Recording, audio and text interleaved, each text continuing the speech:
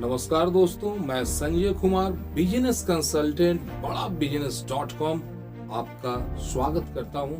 आज दुनिया के सारे इंसान का अगर ग्रुप बांटा जाए तो कोई हिंदू, मुस्लिम, सिख, ईसाई ये सब कुछ नहीं होता भाई। दुनिया का जो लोग होते हैं ये सिर्फ दो भाग में बटे हुए होते हैं। एक भाग होता है वे लोग जो अमीर हैं और एक वो हैं जो गरीब हैं। अगर देखा जाए तो लोग और दो भागों में बंटते हैं। एक वे लोग जो कामयाब हैं, एक वे लोग जो नाकामयाब हैं। फिर से दो भागों में पूरे के पूरे इंसानों को बांटा जाए तो फिर दो भाग बढ़ता है। एक वे लोग जो दिन रात किसी चीज को बेचते हैं और एक कुछ लोग वे हैं जो दिन रात कुछ न कुछ चीज को खरीदते हैं। यानी ये समाज बटा हुआ है दो भाग में, एक बेचने वाला और एक खरीदने वाला। इस दुनिया में करोड़पति, अमीर, कामयाब, सक्सेस कौन बनेगा? जो बेचता है वो बनेगा या जो खरीदता है वो बनेगा? सोचो जरा गहराई से। अगर दुनिया का सारा दौलत को एक जगह जमा कर दिया जाए और जितने भी लोग हैं सब लोगों में बराबर बराबर बराबर बांट दिया जाए तो साल भर के अंदर फिर से ये सारा दौलत घिंच चुंबक घिंचता है ना भाई लोहे को, उसी तरह एक खास मेंटालिटी होता है। वो मेंटालिटी दुनिया के सारे दौलत को अपनी ओर खींच लेता है और फिर से समाज बटेगा दो भाग में, एक अमीर, एक गरीब, एक कामयाब, एक नाकामयाब, एक बेचने वाला, एक खरीदने वाला।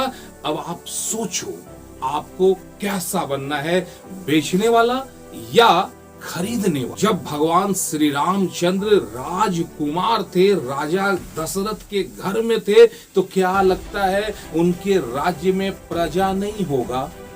एक वर्ग वो होता है जो शासन करता है और एक वो होता है जो शोषित होता है।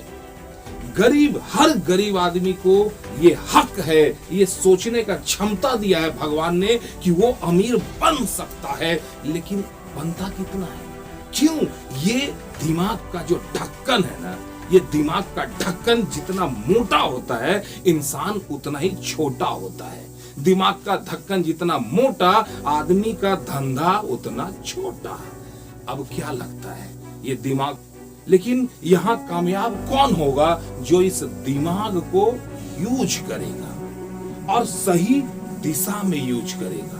अगर इसी दिमाग को पॉजिटिव ऊपर बढ़ने की ओर यूज किया गया तो आप कामयाब हो जाओगे। अगर इसी दिमाग को नीचे जाने की ओर अगर यूज किया गया तो भैया नाकामयाब होने से भगवान खुद भी नहीं रोके। इंसान अपने जीवन को दो भागों में बांटता है और दो तरह का जीवन जीता है। एक जीवन होता है वो जो अपनी इच्छाओं के अनुसार जीता है, जो जरूरत है दुनिया का हर वो चीज जिसको पैसा देके खरीदा जा सकता है, अगर उस चीज को खरीदने का पैसा आपके पास है तो यकीन रखना आप अपने जीवन को इच्छाओं के अनुसार जी सकते हो।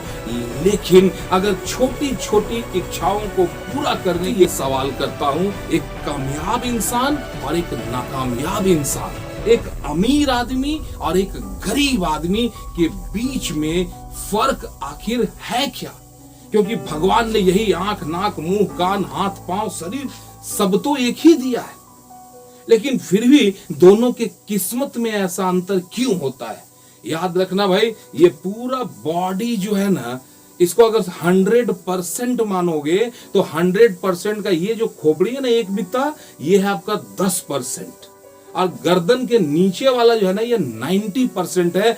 जिस समय अपने जिंदगी को तरक्की के राह पे ले जाने के लिए ये ऊपर वाला 10% को आप यूज करोगे तो दुनिया का 90% दौलत इन्हीं 10% वालों के पास है। और अगर आप कामयाब होने के लिए अगर अपने जीवन के इस 90% वाले हिस्से को, गर्दन के नीचे वाले को हिस्सा करते हैं, हाथ लगाते हैं, पैर लगाते हैं और पैसा कमाते हैं, इसका मतलब ऐसे लोग 95% हैं भाई, और इनके पास दौलत दुनिया का सिर्फ 10% है। कहने का मतलब क्या है कि 10% दिमाग वालों के पास पूरी धरती का 90% दौलत है और 90% इस शरीर का यूज करने वालों के पास पूरी दुनिया का सिर्फ 10% दौलत है। अब चॉइसेस आपको लेना है कि आप 10% वालों में जाना चाहते हैं या फिर 90% वालों में रहना चाहते हैं। Choices is yours. आप अपने जीवन में क्या करेंगे ऐसा कि आप 90% वाले लोगों से उठ करके 10% जो दिमाग